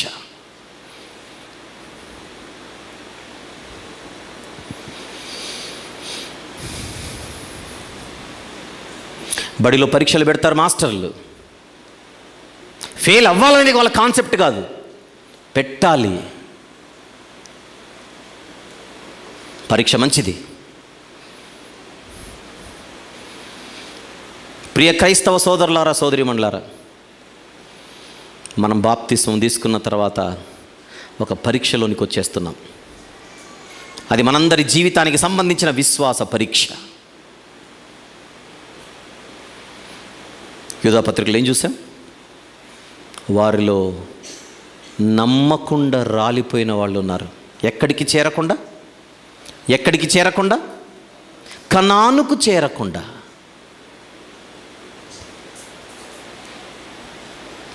చేరకుండా. అదేమన్నా పాఠం చెబుతోందా మనకు? పాత నిబంధనలో కనబడే నిర్గమకాండ, పంచకాండాలలో కనబడేటువంటి ఇశ్రాయేలీలు ఈనాటి క్రైస్తవులకు ఏమైనా పాఠాలు చెబుతున్నారా? వాళ్ళ చరిత్రను ముందు పెట్టి దేవుడు మనకేమైనా నేర్పిస్తున్నాడా? ఆలోచించండి. హెబ్రీ పత్రిక తీద్దాం. హెబ్రీలకు వ్రాసిన పత్రిక. అంటే కొంతమంది పాత నిబంధన మనకు సంబంధం లేదండి, పాత నిబంధనతో మనకు పని లేదండి అని చెబుతుంటారు. నేను హెబ్రీ పత్రిక అనే కొత్త నిబంధన పుస్తకాన్ని చూపిస్తున్నాను, రండి చూద్దాం రండి. యూదా పత్రిక కొత్త నిబంధన పుస్తకమేది? హెబ్రీ పత్రిక 3వ అధ్యాయం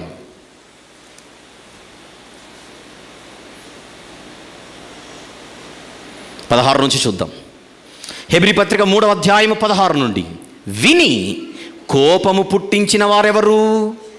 మోషే చేత నడిపింపబడి ఐగుప్తులో నుండి బయలుదేరి వచ్చిన వారందరే కదా. అండర్లైన్ చేయండి అన్నమాట. దేవునికి కోపం పుట్టించినది ఎవరు?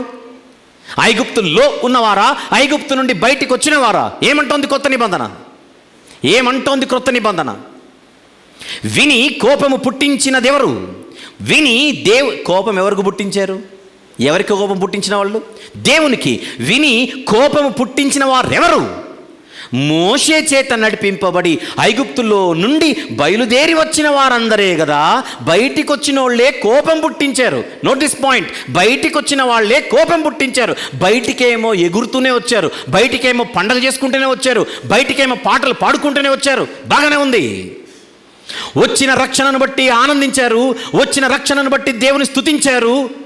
కానీ అతి త్వరలోనే ఆ రక్షణను మరిచిపోయి అదే దేవునికి, రక్షణ ఇచ్చిన దేవునికే కోపము పుట్టించారు. నా మాటలు కాదే,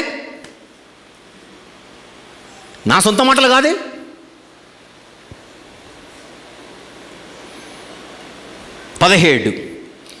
హెబ్రీ పత్రిక 3:17, ఎవరి మీద 40 ఏండ్లు ఆయన కోపగించెను?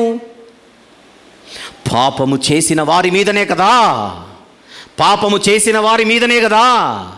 ఎక్కడ పాపం చేశారు వీళ్ళు? ఐగుప్తులోనా, అరణ్యంలోనా? మీరు చెప్పాలి. ఐగుప్తులో చేసిన పాపం గురించా, అరణ్యంలో చేసిన పాపం గురించా? అరణ్యం. ఎప్పుడొచ్చారు అరణ్యానికి? ఎప్పుడొచ్చారు అరణ్యానికి? ఐగుప్తు నుండి వచ్చారు. రక్తంలో కడగబడిన తర్వాత వచ్చారు. రక్తాన్ని ఆశ్రయించిన తర్వాత వచ్చారు. రక్తాన్ని ఆశ్రయించిన తర్వాత అరణ్యంలోనికి వచ్చారు. అరణ్యంలోకి వచ్చిన తర్వాత పాపానికి బలైపోయారు. జాగ్రత్త లేక వాళ్ళు పాపాన్ని జయించలేకపోయారు. వాళ్ళ వల్ల కాదు, నీ వల్ల కాదు, నా వల్ల కాదు అనట్లేదు. వాళ్ళు పాప భీతి లేకుండా బతికారు, జాగ్రత్త లేకుండా బతికారు. ఒక యెహోషువ గారు ఎందుకు పాపానికి బలి కాలేదు మీరు చెప్పండి? ఒక కాలేబు అనేటువంటి ఆయన ఎందుకు పాపానికి బలి అవ్వలేదు? కోపం పుట్టిస్తే అందరూ కోపం పుట్టించాలిగా.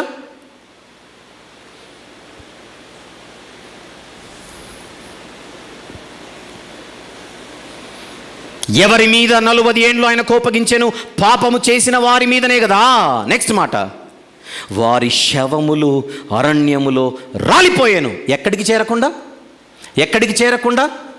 దేవుడు చేసిన వాగ్దాన దేశం కనానుకు చేరకుండానే మధ్యలో వారి శవాలు రాలిపోవడానికి దేవుని స్క్రిప్టా కారణం? చెప్పండి.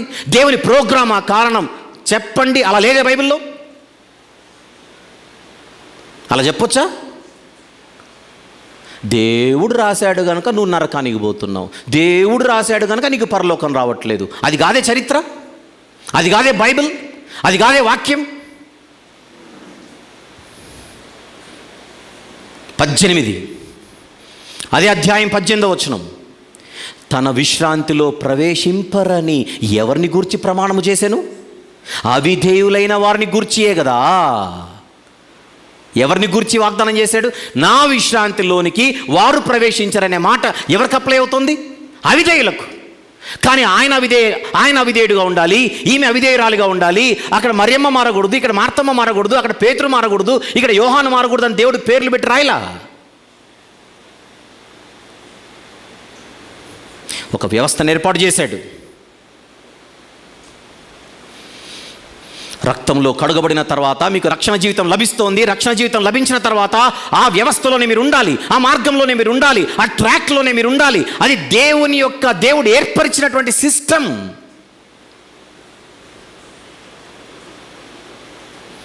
ఉండాలా వద్దా అది వీళ్ళ చేతిలో ఉంది. 19 కాగా అవిశ్వాసము చేతనే, అండర్లైన్ చేద్దాం, అవిశ్వాసము చేతనే వారు ప్రవేశింపలేకపోయిరని గ్రహించి తీరాలి. వాళ్ళు కనాను దేశంలోనికి ప్రవేశించకపోవడానికి వారి అవిశ్వాసం కారణం. కానీ వాళ్ళ ప్రయాణం ఎలా మొదలైంది చెప్పండి? వారి ప్రయాణం ఎలా మొదలైంది? విశ్వాసంతో మొదలైంది. విశ్వాసముతో మొదలైన ప్రయాణం అవిశ్వాసముతో రాలిపోయింది. ఇది ప్రపంచ క్రైస్తవ్యానికే ఒక పాఠం. దేవుని స్క్రిప్టా? నో. దేవుని ప్రీ ప్రోగ్రామా? నో. వద్దాం హెబ్రీ పత్రికకు మళ్ళీ వద్దాం. ద్వితీయోపదేశ కాండం అగైన్, ద్వితీయోపదేశ కాండము అగైన్ 30వ అధ్యాయం. ఆ ఇశ్రాయేలులకే చెబుతున్నాడు ఈ మాట. ద్వితీయోపదేశ కాండము 30వ అధ్యాయం 15వ వచనము జాగ్రత్తగా చూద్దాం. 15. చూడుము, నేడు నేను జీవమును మేలును మరణమును కీడును నీ ఎదుట ఉంచి ఉన్నాను. చాయిస్ నీది, చాయిస్ నీదే. జీవాన్ని పెట్టాను, మరణాన్ని పెట్టాను, మేలును పెట్టాను, కీడును పెట్టాను. నువ్వెన్నుకోవాలి. ఆ బుద్ధి ఇచ్చాను, ఆ జ్ఞానాన్ని ఇచ్చాను. అదే అధ్యాయం 19వ వచనం, అదే అధ్యాయము 19వ వచనం. నేడు జీవమును, కమాన్, మరణమును, ఆశీర్వాదమును, శాపమును నేను నీ ఎదుట ఉంచి భూమి ఆకాశములను మీ మీద సాక్షులుగా పిలుచుచున్నాను. జీవం, మరణం, మేలు, కీడు, ఆశీర్వాదం, శాపం అన్నీ ఓపెన్గా ఉన్నాయి. ఏది ఎన్నుకుంటే నీకు మంచి జరుగుతుందో, ఏది ఎన్నుకుంటే నీకు మేలు జరుగుతుందో, ఆ ఎన్నుకునేటువంటి బుర్ర, ఆ ఎన్నుకునేటువంటి బుద్ధి, ఆ ఎన్నుకునేటువంటి జ్ఞానం కూడా నేను ఇచ్చాను. పండెందుకు తిన్నావు అంటే నువ్వు ప్రోగ్రాం రాసావు కదా ప్రభు అనలే ఆదాం. పండెందుకు తిన్నావు?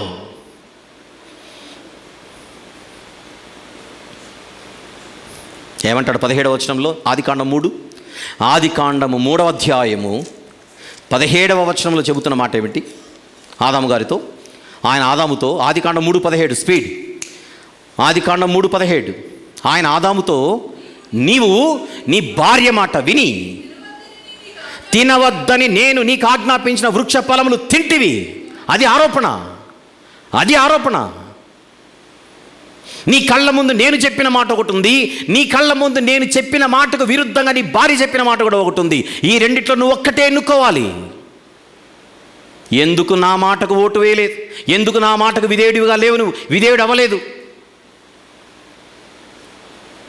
నీ రాంగ్ చాయిస్, అది రాంగ్ ఆప్షన్ని నువ్వు చూస్ చేసుకున్నావు. పిల్లలకు పరీక్షల్లో ఒక క్వశ్చన్ ఉంటుంది, చూజ్ ద కరెక్ట్ ఆన్సర్ కదా. 4 ఆప్షన్స్ ఉన్నాయి అక్కడ. ఏనా, బీనా, సీనా, డీనా. పాఠాలు ముందే చెబుతున్నారు టీచర్లు. పాఠాలు ముందే చెప్పి ఇదే కరెక్ట్ అని చెప్పి పరీక్ష పెడితే అందులో రాంగ్ ఆప్షన్ వీడు చూస్ చేసుకుంటే టీచర్ తప్ప.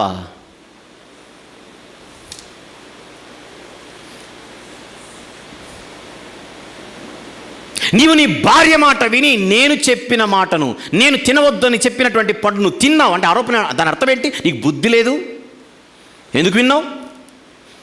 ఎందుకు విన్నావు? నీవు జ్ఞానం ఉందిగా, ఇచ్చానుగా. నేనిచ్చిన జ్ఞానాన్ని నువ్వు వాడుకొని నువ్వెందుకు కరెక్ట్ ఆప్షన్ని చూస్ చేసుకోలేదు?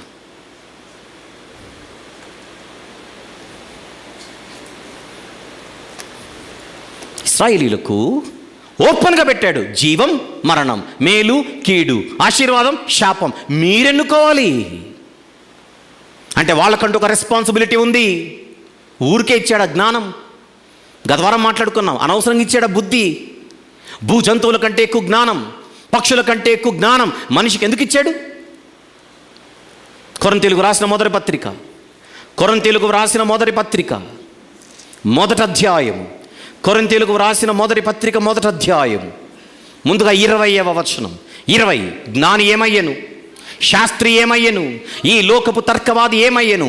ఈ లోక జ్ఞానమును దేవుడు వెర్రితనముగా చేసి ఉన్నాడు కదా. ఈ లోక జ్ఞానమును దేవుడు వెర్రితనముగా చేశాడు. నాకు తెలియక అడుగుతున్నాను, లోకానికి జ్ఞానాన్ని ఇచ్చింది ఎవరు? లోకానికి జ్ఞానాన్ని ఇచ్చింది ఎవరు? గత వారం దేవుడే ఇచ్చాడు. దేవుడే జ్ఞానం ఇస్తే, ఆ లోకానికి దేవుడే జ్ఞానం ఇస్తే ఆ జ్ఞానాన్ని వెర్రితనం చేయడం ఏంటి? ఆ జ్ఞానాన్ని వెర్రితనం చేయడం ఏంటి? తానిచ్చినటువంటి జ్ఞానాన్ని తానే వెర్రితనం చేయడం ఏంటి? ఎందుకో కింద చెబుతున్నాడు 21వ వచనం. ఏమిటది? దేవుని జ్ఞానానుసారముగా లోకము తన జ్ఞానము చేత దేవునిని ఎరుగకుండినందున. అది లోకం చేసిన తప్పు. దేవుడిచ్చిన జ్ఞానాన్ని పొందుకున్న లోకం దేవుణ్ణి చూడాలి, దేవుని కనుగొనాలి, దేవుని పట్టుకోవాలి, నిజమైన దేవుడు ఎవరో గ్రహించాలి. అది లోకానికి ఆల్రెడీ దేవుడు జ్ఞానాన్ని ఇచ్చాడు.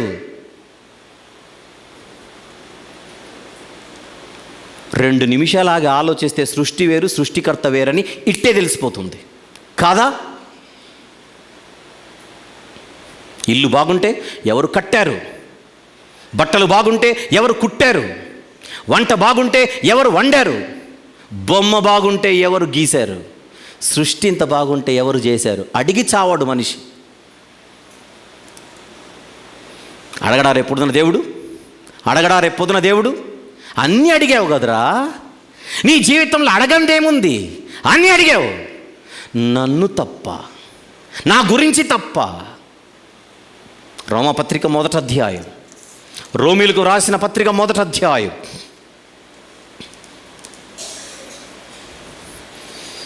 18 నుంచి నేను చదువుతాను.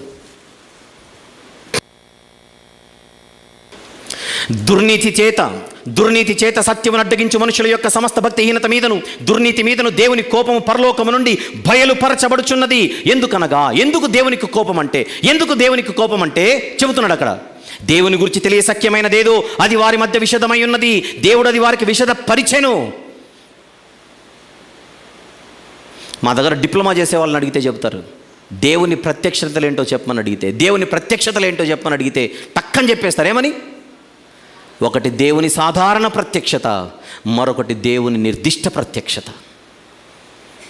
దేవుడు అనేవాడు ఒకడున్నాడు అని తెలుసుకోవడానికి మనిషి గ్రంథం దగ్గరికి రావాల్సిన అవసరంలా ఈ విశ్వాన్ని చూస్తే తెలిసిపోతుంది. ఎస్, ఆకాశములు దేవుని మహిమను వివరించుచున్నవి, అంతరిక్షము దేవుని చేతి పనిని ప్రచురపరచుచున్నది. పగటికి పగులు, రాత్రికి రాత్రి బోధ జ్ఞానము చేస్తుంటే, తెలుపుతుంటే ఆలోచించి చూద్దాం. కిందికి వెళ్దాం. ఆయన అదృశ్య లక్షణములు, 20వ వచనం. ఆయన అదృశ్య లక్షణములు అనగా ఆయన నిత్యశక్తియు, దేవత్వమును, జగదుత్పత్తి మొదలుకొని సృష్టింపబడిన వస్తువులను ఆలోచించుట వలన. ఎవరు ఆలోచించాలి? ఎవరు ఆలోచించాలి చెప్పండి మీరు? ఆలోచించాల్సింది ఎవరు? మనుషులు. ఆలోచిస్తే తేటపడును. సృష్టి వేరు, సృష్టికర్త వేరు అన్న ఒక చిన్న పాయింట్ తెలియాలంటే మనిషి ఆలోచిస్తే చాలు. ఆలోచించే జ్ఞానం ఇచ్చిందే దేవుడు. గనుక దేవుని దగ్గరికి వెళ్ళి, ప్రభా నువ్వెవరో నాకు తెలియదు, అసలు మాకు సృష్టి వేరు, సృష్టికర్త వేరు అనే సబ్జెక్ట్ మాకు ఎవరు చెప్పలేదు, స్కూల్లో చెప్పలేదు, కాలేజీలో చెప్పలేదు, ఇవన్నీ డ్రామాలు ఆడడానికి వీలు లేదు. తెరిచిన పుస్తకముగా తాను కలుగజేసిన ఈ చేతి పనులైన ఈ సర్వ సృష్టినే దేవుడు పాఠ్య పుస్తకముగా పరిచిపెట్టాడు. కుదరదు. వారు నిరుత్తరులై ఉన్నారు, మరియు వారు దేవునిని ఎరిగియు ఆయనను దేవునిగా మహిమపరచలేదు, కృతజ్ఞతాస్తుతులు చెల్లింపను లేదు, కానీ తమ వాదముల యందు వ్యర్థులైరి. వారి అవివేక హృదయము అంధకారమయమాయను, తాము జ్ఞానులమని చెప్పుకొనుచు బుద్ధిహీనులైరి. చూసాం లాస్ట్ వీక్ కూడా ఈ మాట.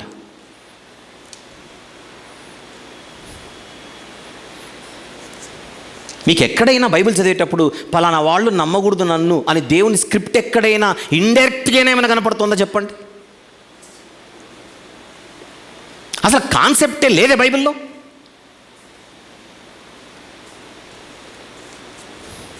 హెబ్రీ పత్రికకు వద్దాం. మళ్ళీ హెబ్రీ పత్రికకు వద్దాం. 3వ అధ్యాయం 19వ వచనం. అవిశ్వాసము చేతనే వారు ప్రవేశింపలేకపోయారు. ఎవరు ప్రవేశింపలేకపోయారు? పాత నిబంధనలోని ఇశ్రాయేలీలు ఎక్కడికి ప్రవేశింపలేకపోయారు చెప్పండి? వాగ్దాన దేశంలోనికి ప్రవేశింపలేకపోయారు. కారణం దేవుడా వారా? స్వయం కృతాపరాధం.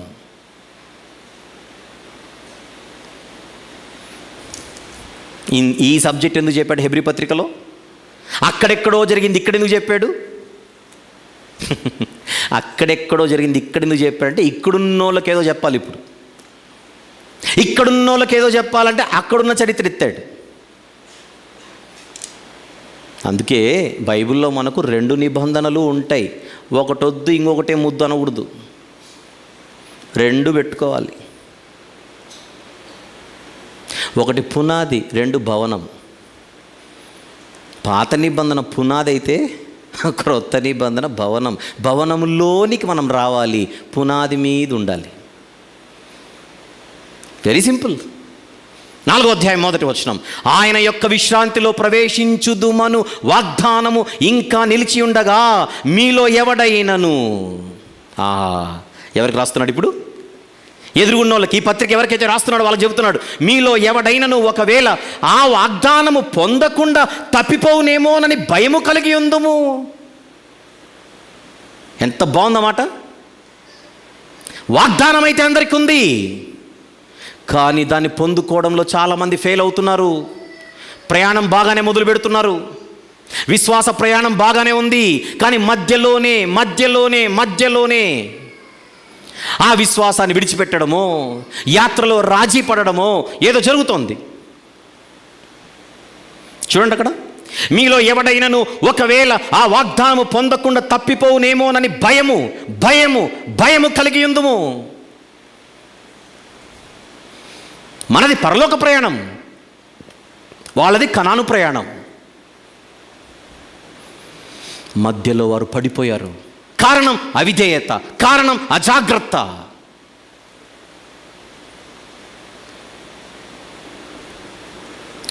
ఆ ప్రాబ్లం వాళ్ళకే, మనకు లేదు అనుందా? మనకు కూడా ఆ ప్రాబ్లం ఉందని చెప్తున్నాడా? You please tell me. నేను చెబుతున్న వివరణ అంతటికి బైబిల్లో ఉందా ఆధారం? నా సొంత మాటలా? చూద్దాం. ఇంకా రెండవ వచనం, వారికి ప్రకటింపబడినట్లు మనకును సువార్త ప్రకటింపబడెను. ఇంతకంటే మంచి తెలుగు ఏమైనా వచ్చేమో చెప్పండి. వారికి ప్రకటింపబడినట్లు మనకును సువార్త ప్రకటింపబడెను, కానీ వారు వినిన వారితో విశ్వాసము గలవారై కలిసి ఉండలేదు గనుక విన్న వాక్యము వారికి నిష్ప్రయోజనమైనదాయెను. అరణ్యంలో కూడా వాక్యం చెబుతూనే ఉన్నారు, అరణ్యంలో కూడా వాక్యం ప్రకటింపబడుతూనే ఉంది, కానీ కొంతమంది ఆ వాక్యాన్ని విని విశ్వాసంతో ముందుకెళ్తుంటే కొంతమంది ఆ వాక్యము విన్న వారితో విశ్వాసమును కొనసాగించలేకపోయారు. కాగా జగత్పునాది వేయబడినప్పుడే ఆయన కార్యములన్నీ సంపూర్తి అయి ఉన్నను, ఈ విశ్రాంతిని గూర్చి నేను కోపముతో ప్రమాణము చేసినట్టు వారు నా విశ్రాంతిలో ప్రవేశింపరు అని ఆయన చెప్పిన మాటను అనుసరించి విశ్వాసులమైన మనము ఆ విశ్రాంతిలో ప్రవేశించుచున్నాము. విశ్రాంతిలో ప్రవేశించాలంటే కండిషన్ ఒకటి ఉంది. ఏమిటా కండిషన్? విశ్వాసాన్ని వదలకూడదు. వదిలేస్తే విశ్రాంతిలో ప్రవేశించం. మిమ్మల్ని అడుగుతున్నాను, చెప్పండి, మీకు తెలిసిన వారిలో ఎవరైనా ఒకప్పుడు బాగానే ఉండి, బాగానే ప్రయాణం చేసి, బాగానే ప్రారంభించి మధ్యలో పడిపోయిన వాళ్ళు మీకు తెలిసిన వాళ్ళు ఎవరైనా ఉన్నారా? ఉంటారా? ఉండరా? లేరా?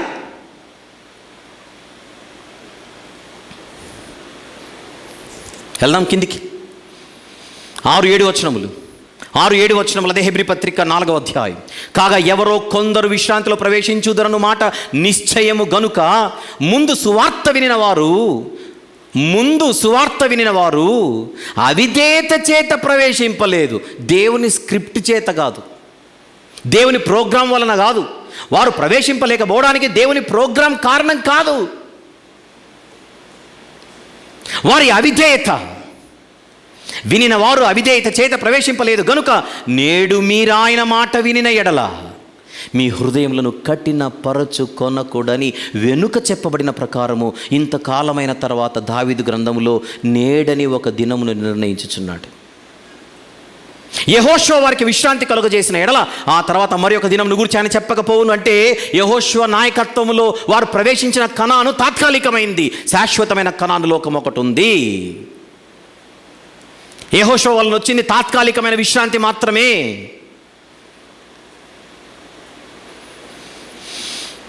కాబట్టి దేవుని ప్రజలకు విశ్రాంతి నిలిచి ఉన్నది. ఎందుకనగా దేవుడు తన కార్యములను ముగించి విశ్రమించిన ప్రకారము ఆయన యొక్క విశ్రాంతిలో ప్రవేశించిన వాడు కూడా తన కార్యములను ముగించి విశ్రమించాలి. కాబట్టి 11వ వచనం, అవిధేయత వలన వారు పడిపోయినట్లుగా మనలో ఎవడునూ పడిపోకుండా ఆ విశ్రాంతిలో ప్రవేశించుటకు, అందరు చెప్పండి నెక్స్ట్ మాట, జాగ్రత్త పడుదుము. ఇది బైబిల్ మెసేజ్. అది వాళ్ళు పడిపోయినట్టుగా మనం పడిపోయే అవకాశం ఉంది. వాళ్ళు పడిపోయిన చరిత్ర చదివి మనము పడిపోకుండా జాగ్రత్త పడదామని ఇంత స్పష్టంగా బైబిల్లో కనపడుతుంటే ఆ సిద్ధాంతం చూపించి ఒకసారి. ద డాక్ట్రిన్ ఆఫ్ ప్రీడెస్టినేషన్, తెలుగులో పూర్వ నిర్ధారణ సిద్ధాంతం. ఈ సిద్ధాంతంలో ఏం చెప్తారో చెప్పనా? క్రైస్తవులకు జాగ్రత్తగా ఉండమని చెప్పకూడదు, తప్పుడు బోధ అది. దాని ప్రకారంగా జాగ్రత్త, పడిపోయే అవకాశం ఉంది, వాక్యానికి దగ్గరగా ఉండండి, వాక్య ప్రకారంగా జీవించండి, వాక్యానికి విధేయులై జీవిద్దామంటే అది చెప్పకూడదు. ఎందుకంటే నీ పేరు ముందే ఫిక్స్ అయింది అక్కడ. నువ్వు జాగ్రత్తగా ఉండాల్సిన అవసరం ఏముంది? నీ పేరు నీ యొక్క సీటు మొత్తం కన్ఫర్మ్, రిజర్వ్ అయిపోయింది అక్కడ. పరలోకంలో నీ పేరు ఫిక్స్ అయిన తర్వాత పదే పదే జాగ్రత్త. క్రైస్తవ బోధకులు జాగ్రత్త అని చెబుతున్నారు. జాగ్రత్త అని మనం చెప్పకూడదు అని అంటున్నారు వాళ్ళు. చెప్పాలి అంటోంది హెబ్రీ పత్రిక. క్యా కరెంగే బోలియే.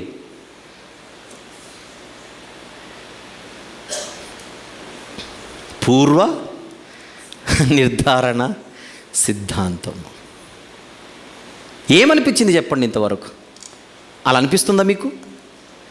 పలానా ఎక్స్ అనే వ్యక్తి మాత్రమే, పలానా వై అనే వ్యక్తి మాత్రమే పరలోకానికి రావాలి, ఏ అనేవాడు రాకూడదు, బి అనేవాడు రాకూడదు, సి అనేవాడు రాకూడదు. ఇది స్క్రిప్టా? నో.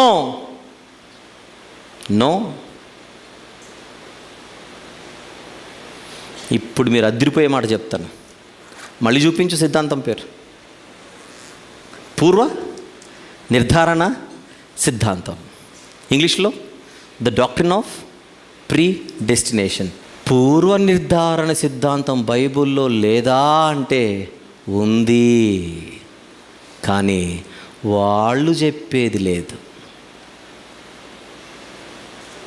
చెప్పండి, వాళ్ళు చెప్పినట్టుగా లేదు. ఉంది.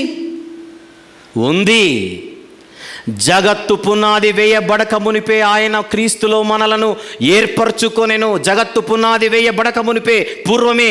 జగత్తు పునాది వేయబడక మునిపే పూర్వమే ఏర్పరచుకున్నాడు. ఎవడు లేదన్నాడు?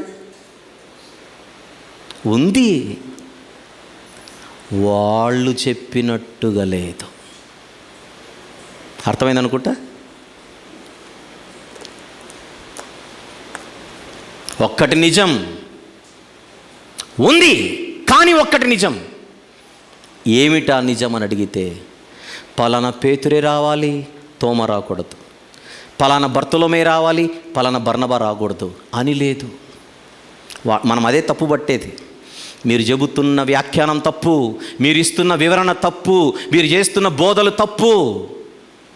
ప్రపంచవ్యాప్తంగా ఉంది. ఫర్ యువర్ కైండ్ ఇన్ఫర్మేషన్, ఇది ఎక్స్క్యూజ్ మీ, ప్రపంచవ్యాప్తంగా ఉంది. తల పండిన వాళ్ళు ఉన్నారు ఈ డాక్టరీన్లో. పేరు మోసిన ప్రపంచ స్థాయి స్పీకర్లు ఉన్నారు. ఏమని? ఫలానా వాళ్ళే రావాలని దేవుడు నిర్ణయించాడు. నో. ప్రపంచంలో ఎంత పెద్ద తల నెరిసిన వాడు, ఎంత పెద్ద తల పండిన పండితుడు చెప్పిన తప్పేది. కారణం, వ్యక్తుల కంటే వాక్యము మిన్న, సంస్థల కంటే సత్యము మిన్న. సంస్థ కాదు సత్యం, వ్యక్తి కాదు వాక్యం.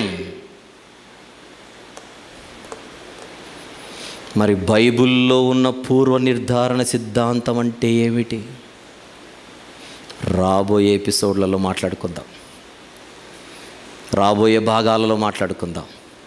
కృపా సిద్ధాంతాలు, కృపా సందేశాలలో ఇది రెండవ భాగం. కృపా సందేశాలు అనే శీర్షికలో ఇది రెండవ భాగం. ఏమిటి రెండవ భాగం? ఈరోజు విన్న ఈ రెండవ భాగాన్ని బట్టి అందరికీ ఏమర్థం కావాలి? ఐగుప్తు నుంచి అందరికీ రక్షణ వచ్చింది ఇశ్రాయేలీలకు. ఆ ఇశ్రాయేలు ప్రజలు మనందరికీ గుర్తుగా, సాదృశ్యంగా ఉన్నారు. అయితే వారు, ఎక్స్క్యూజ్ మీ, బాగా విందాం, ఫైనల్ పాయింట్. ఆ ఇశ్రాయేలీలు దేవుని కృపను సద్వినియోగపరుచుకోలేకపోయారు. I'm right or not? హెబ్రీ పత్రిక అదే చెప్పిందా? చెప్పండి, హెబ్రీ పత్రిక అదే చెప్పిందా? యూదా పత్రిక అదే చెప్పిందా? ఐగుప్తులో నుండి ప్రభు వారిని రక్షించాడు, కృప. కానీ ఆ కృపను వాళ్ళు ఏమి చేసుకోలేకపోయారు? సద్వినియోగపరుచుకోలేకపోయారు. కృపను సద్వినియోగపరుచుకోకపోతే ఏం జరుగును? నాశనము తటస్థించును. కృప దేవుడు చితంగిస్తాడు, నిలబెట్టుకోవలసిన బాధ్యత అందరిది. ఇప్పుడు చెబుతున్నాను, విందాం. పాత నిబంధనలోని ఇశ్రాయేలీయులు రక్తము చేత రక్షింపబడ్డారు, కానీ తర్వాత దారి తప్పారు. అది వాళ్ళ ప్రాబ్లం. మనందరము కూడా బాప్తిస్మం అప్పుడు మారుమనసు పొంది రక్షణ కోసం ఆ రక్తంలోనే కడగబడ్డాం. అది ప్రభు అయిన యేసుక్రీస్తు వారి పరిశుద్ధమైన రక్తం. కానీ బైబిల్లో మనకు ఒక జాగ్రత్త కనపడుతోంది. చదవండి ఎవరైనా ఒక్కసారి మళ్ళీ. హెబ్రీ పత్రిక 4వ అధ్యాయము 11వ వచనం. హెబ్రీ పత్రిక 4వ అధ్యాయము 11వ వచనం. ఇంత విన్న తర్వాత మనకు అర్థం కావాలి. కాబట్టి అవిధేయత వలన వారు పడిపోయినట్లుగా మనలో ఎవడునూ పడిపోకుండా ఆ విశ్రాంతిలో ప్రవేశించుటకు జాగ్రత్త పడుదుము.